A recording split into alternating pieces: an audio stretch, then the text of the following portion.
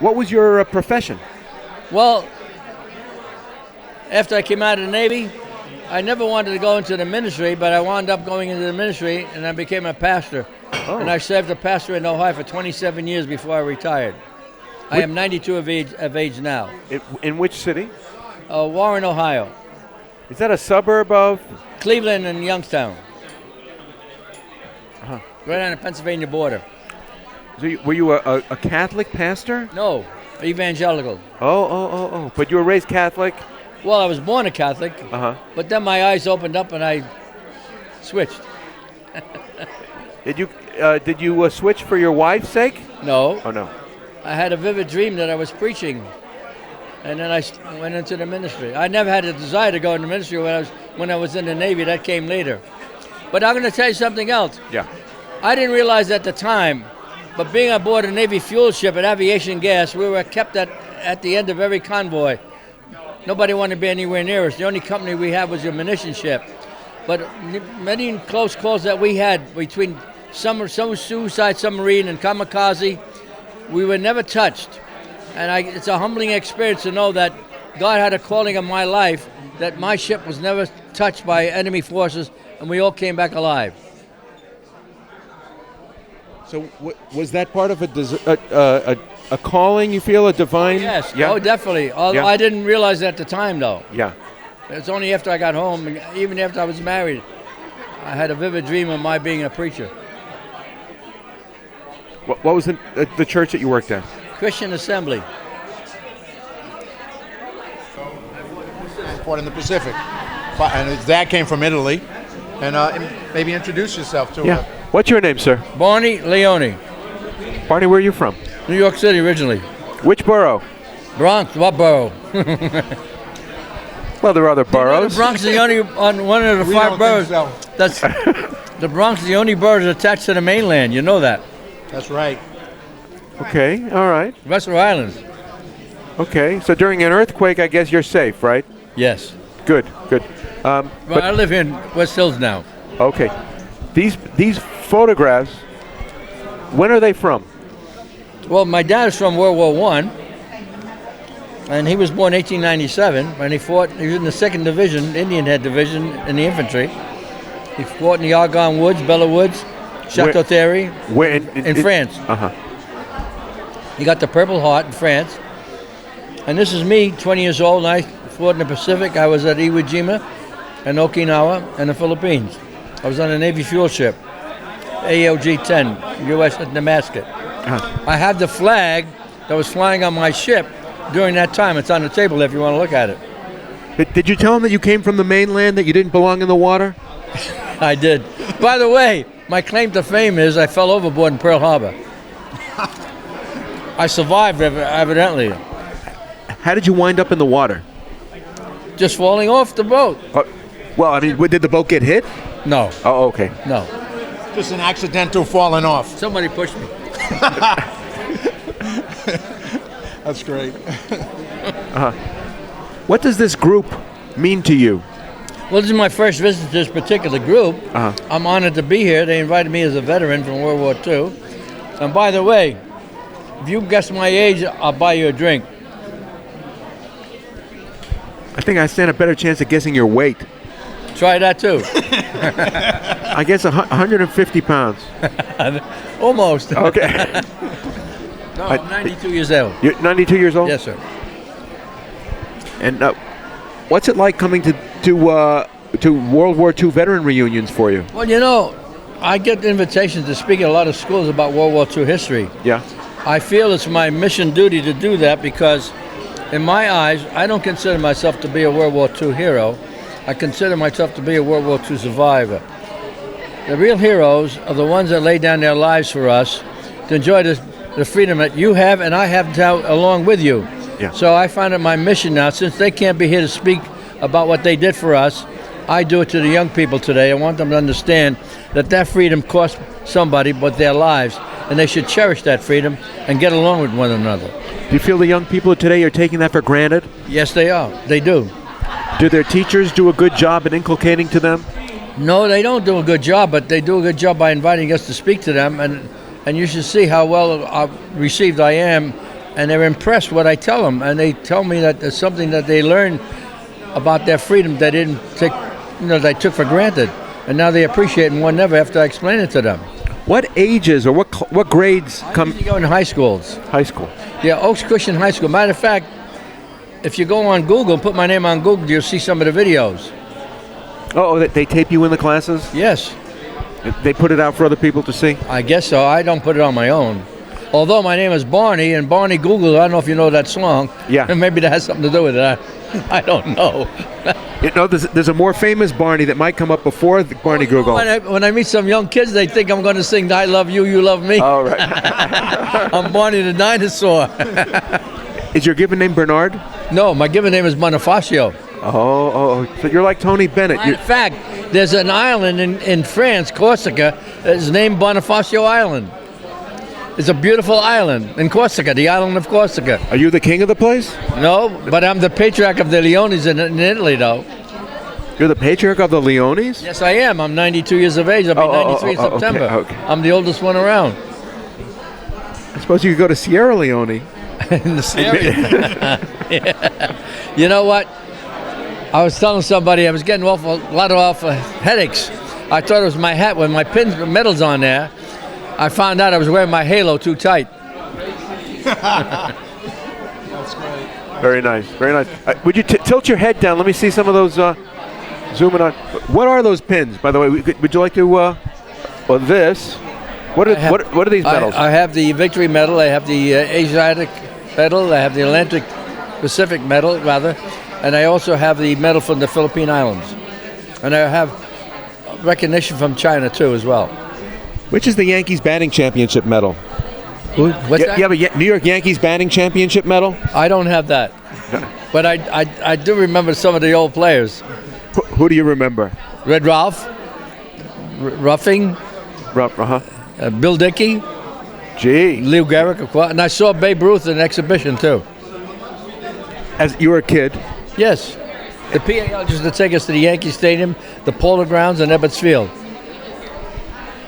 Do you have an autograph of any of the Yankees? No, but I'll tell you something else. I was invited to go to the 75th anniversary of the Pearl Harbor, December 7th, 1941. At Yankee Stadium? At Pearl Harbor. Uh-huh. And on the plane was Gary Sinise. Gary Sinise hooked up with me. Yeah. I have a picture of him that he took with my camera. That's nice. And he invited me now to go to New Orleans to the museum there. I'll be going there on July 26, 27, 28. All expenses paid. That's terrific. Gary Sinise, great guy. That's great. When you get down there, I have a friend, a Vietnam veteran buddy, Dave Alspach, who's going to be that. He lives down there now. Well, give me his name. And we just did a project together called The Flag. And Gary is, we've been involved with Gary and some of the work that Gary does. Matter of fact, I was at the American Legion last night, Post 43, and Gary Sinise was there, and he spoke. He's great. Fantastic guy. Yeah, I'll give you his name. By the way, I have the flag that was flying on my ship during Iwo Jima in Okinawa. I brought it. They asked me to bring it if you want to take a picture of that. Of Iwo Jima. It's a volcanic island, and the sands are black. The Marines had to fight on that sand, and my ship is anchored about 1,000 yards off the beach. Is it sealed? Oh, it's sealed, yeah. Yes. From what year did you get it? Did you collect that? Well, I just got it now. A Navy captain brought it over from Lyon because I was in the Navy. I didn't land on the beach. Although my ship is close to the beach, we're the last ships that the Marines would pass before hitting the beach. And when I saw the flag go up at Iwo Jima, I got all excited about that. And I decided I want to get a souvenir for my ship, and I got the flag for my ship after Okinawa. Normally they change the flag when it got weather beaten. This is that flag. Yeah. That's my flag. 48 stars. It's tattered. If I take it out, it'll be all tattered on the end of it. They normally would change the flag when it got tattered, you know. So I went to the quartermaster and I told him, when you pull the flag down, will you save it for him? And he did. I have the flag. And I witnessed the flag going up at Iwo Jima, too. I didn't know whose flag it was at the beginning because the Marines were just landing and I didn't think it would be ours. But later with my binoculars, when they changed the flag to a bigger one, I saw the stars and stripes. I had all goose pimples. I got all excited. I said to my shipmate, "That's our flag flying on Mount Subai." I couldn't believe it. So that's when I decided I'm going to get the flag for my ship. Now, I had no idea about the famous photograph that Rosenthal took some time later that we heard about it. But I didn't know about it then, but I just took the flag just for a souvenir from my ship. But after I saw about that famous photograph, I figured I have a touch of my own history from my own ship. That's terrific. That's terrific. Was it a photograph or a painting? No, his? No, well, I saw it in a newspaper clipping. Uh-huh. Oh, so it must have been a photograph. Yeah. Yeah. And he got up there late. The first flag that went up was already taken a picture by somebody else, and he was coming up, and they told him it was too late, that they already saw the flag go up. Then he was setting up his camera, and he happened to turn around, and he saw the second flag go up, raising with the pole, and without really focusing it too well, he took the picture of it. Now, they didn't have digital then, so he didn't know what he got until much time later when he called up, and they told me he had a classic, and it became a very famous photo. What a story. Yeah, he got killed later on himself. How? Now, I'm not sure if he got killed in Okinawa or not. I'm not sure. What else did you bring? What else is in your What else is in your bag? I just got the sand from Iwo Jima. I brought myself. That's plenty. You know, when I go to class, 9 times out of 10, some of the students ask me if I brought any war artifacts from being in the Navy in Iwo Jima and Okinawa in the Pacific. I sure did. You're looking at them now. What year did you get out? 1946. I went in 1943 and I came in 46. I spent 5 months in China. When they dropped the bomb, they sent us to China, and I spent 5 months in China before I got discharged. What did you do in China? Well, we brought fuel to the airport there, but we originally were scheduled to go there before we went into Japan. We thought we were going to go into Japan. It was after Okinawa, and they told us that we're going to make a one-way trip to bring some fuel to an airstrip so we can bomb Japan. But that never materialized. When President Truman dropped the atom bomb, we went to Shanghai anyway. They made no arrangement for us to come out prior to the atom bomb, but then we was there and we helped liberate China. I have a medal from China too. People forget what the Japanese did to the Chinese. Oh, they slaughtered the Chinese. They really did. Yeah. I never seen such poverty. You know, I'm gonna tell you something. We used to throw out our leftover food and garbage cans out on the pier for the sanitation. The sanitation never got to it. The poor people would start digging in there, taking the edibles out from the non-edibles, and we felt sorry for that. So we put all new garbage cans out and we separated the edibles from the non-edibles so they could get some decent food. Then we recooked some of our food that we threw away. I told the cook one day, we're sitting topside watching them cooking. I said, it even smells better than that when they're doing it than when you served it. I got in trouble for that, though. But imperialist Japan, people don't realize, was a very wicked regime, wasn't it?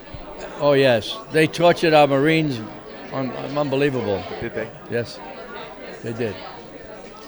My hat's off to the Marines. I mean, I never landed on any of the islands, but I witnessed the Marines sacrificing their lives, and they had to get them out of. You know what? Fascinating about Iwo Jima, we bombed that island for a whole week before the Marines even made the landing, and that island was only 6 miles long, I think 4 miles long, and we didn't know it at the time. They had a tunnel underneath the whole island, and all during the bombing, the Japanese never came out. And I didn't know how they even could survive that because I thought the island would sink with all the bombing we did. But when the first and second wave of Marines came in, finally the Japanese came out of the caves and out of the tunnels, and they hit the first Marines from behind and the other ones that were coming in the beach. Is there any doubt in your mind that if Japan had prevailed, that they would have conquered America? I don't know about conquering America, but I think I would probably have to learn Japanese language. Well, but I'm going to tell you something else. My ship would be one of the last ships that the Marines would pass by before hitting the beach. And some of us that were topside on our gun positions would give them the high sign wishing them well. And what we witnessed, not one Marine waved back to us.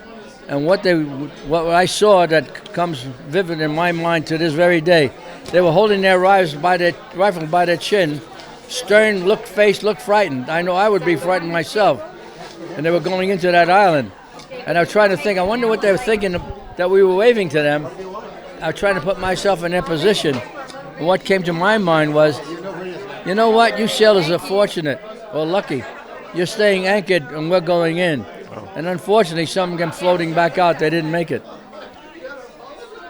All for our freedom. What I'm enjoying now is because they died. I don't know of any veteran, myself included, who wanted to die, but every one of us was willing to die if it meant for us to preserve our country and our freedom. That's the truth.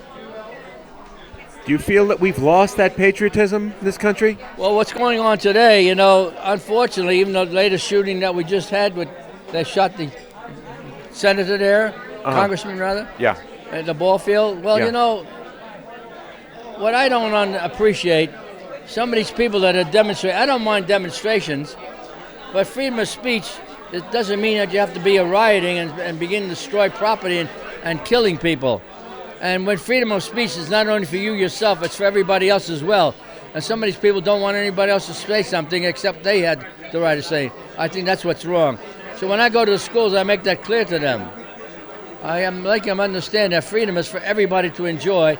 And if somebody has a better argument than you have, maybe it's worth listening to that argument. But the level of hate between the left and the right these days, what do you think about that? Now say that again. The degree of hatred between the left and the right. Well, the rhetoric that a lot of people are fomenting now is catching on. These young people in college, I think their professors are being indoctrinating these students, that they've really been victimized by the professors. I think that's what's going on. They don't understand. You know, I saw two Chinese men arguing one day in Shanghai, and we were hanging around thinking they were going into a fist fight, and this went on about 15 to 20 minutes, and suddenly they stopped arguing and walked away from one another. I went over to a Chinese person who was kind of well-dressed, and I thought maybe he understood English, and I asked him, I said, how come that they didn't wind up fighting with one another? We were expecting to find a fight. He said, you know what he said to me? In China, when two people are arguing, the first person to raise his hand to hit the other person automatically loses the argument because there's nothing more to say. I never forgot that. Makes sense in my book. Like I say, when I tell young people, it's okay to debate with somebody, to argue with one another, but if they raise up a better argument than you, maybe they have a good idea and you ought to take what they're saying. Right. Don't try to win it by hitting them or killing them.